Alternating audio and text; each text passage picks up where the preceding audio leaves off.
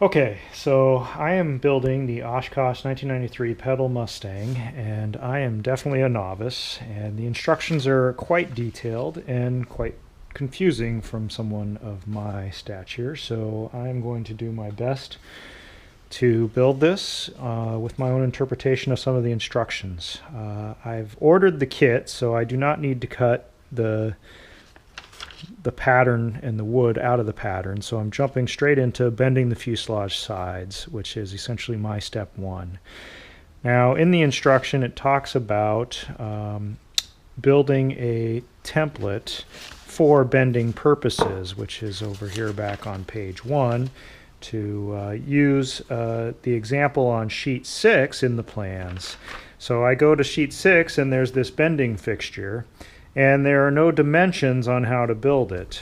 So if you read into the details, it talks about bending it at the dado and also at this 3-inch mark, but it sounds like these parts will be the part that ultimately bend. And then you are ultimately to put cans with a certain amount of weight for bending on it and then steam for approximately 15 minutes. So what I did was, not knowing how to build the height of this base, was I measured what is the back of the seat across, and I divided that in half, and that is how I came up with my bending sides. I actually made them a little bit larger, thinking that I can probably bend them too far, and when I screw them together the parts will push out a little bit, but that should be okay. So the next thing was to then measure the distance from